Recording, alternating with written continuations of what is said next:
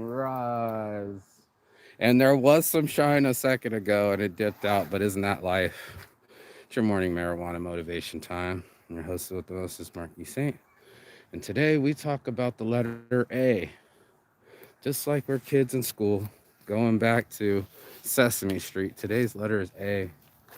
It's the Scarlet letter, as I've been informed.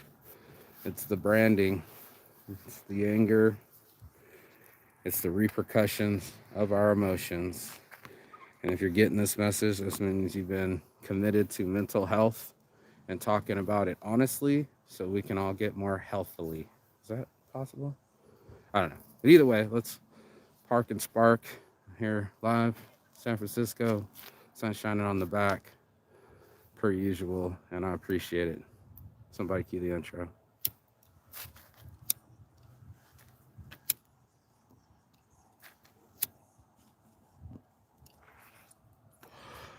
On my heart from the spark. It's your boy Marky State.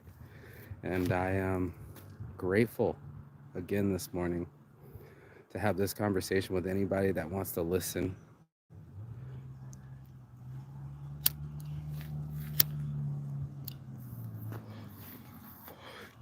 Truly listen without their feelings, because that one's going to convolute things. There's this old lady going, she got her music and everything. Hell yeah. Yeah. The blessings are real. And we just had to learn. You know you're going to be an old lady listening to church hymns, doing laps in the park. Stop lying.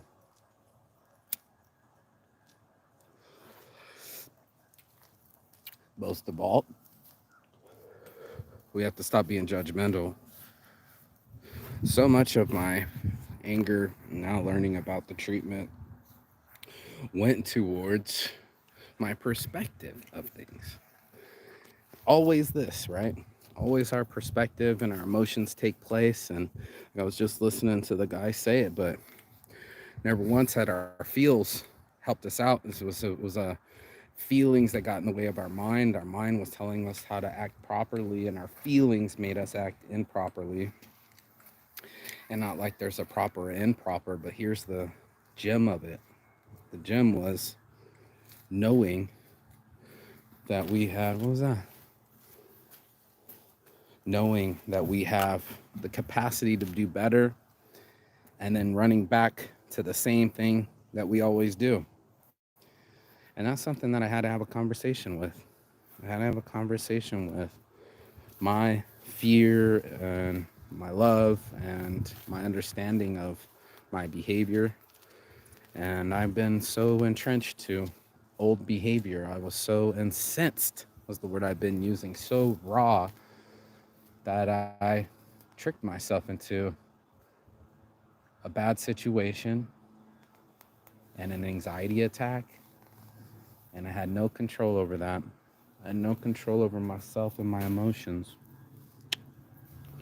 And what's weird is my old ways wanted me to do the same thing, like argue the point, like I could force people to be the way I want them to be, and we all know that ain't happening.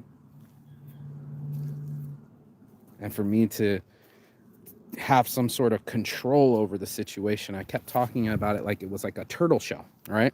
Like to protect myself, I put the front, the top, the sides, you know, thump, thump, thump, thump, thump, thump. And then all I got left was this view with like one eye looking out full of fear.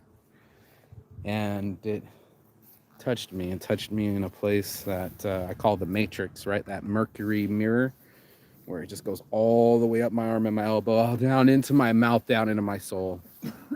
And I needed to know. I needed to see myself get emotional. I needed to see myself lose my shit, have a panic attack, whatever you want to call it, to see what real fear looks like, to see myself jump into the depression and wanting to chastise myself and isolate myself and make myself more incensed as if that was going to be a solution, and it's never a solution. You know, we are magic. Sharing with my friends, my support system, so magical. You know, it was so important to talk with people honestly and not through the lens of my emotions and the way it felt and what happened and what they do. It was more catching myself for the first time, to see myself honestly, to see that I perpetrated fear whenever I was abusive or bullying someone. It's because I was in fear. Do you know how strong it takes to be that way? The strength it takes to admit fragility. We all don't want to be weak, right? You're like, fuck you, man. You can't fuck with me. I'm the man, motherfucker. Blah, blah, blah, blah, blip, blip, blip, blip, popping off. And that person's the most scared. That's those little motherfuckers running around with guns and shit. They're the most scared. You ain't scared, you wouldn't act that way. But fear is a motherfucker.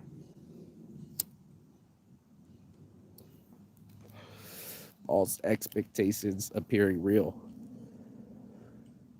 And we start self-sabotaging. That's why I'm having this conversation with you this morning, as I was the one that anytime everything got good, I'd fuck it up somehow. I'm like the runaway bride, you know? I'm like, oh shit, it's the perfect fucking moment.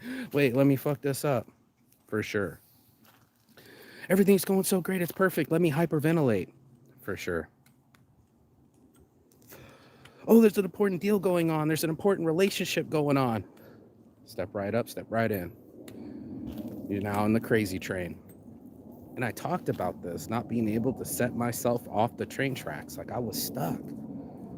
I was so stuck. Like fucking boom. Just like that. Boom. With my horn stuck in the wood. Bugs Bunny came around laughing at me.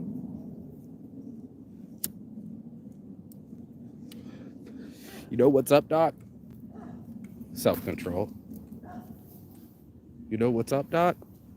Mental stability. And it's worth more than anything or any money you could ever have. Go ask Mike Tyson. Don't have mental stability. I'll give you $500 million and watch you blow it.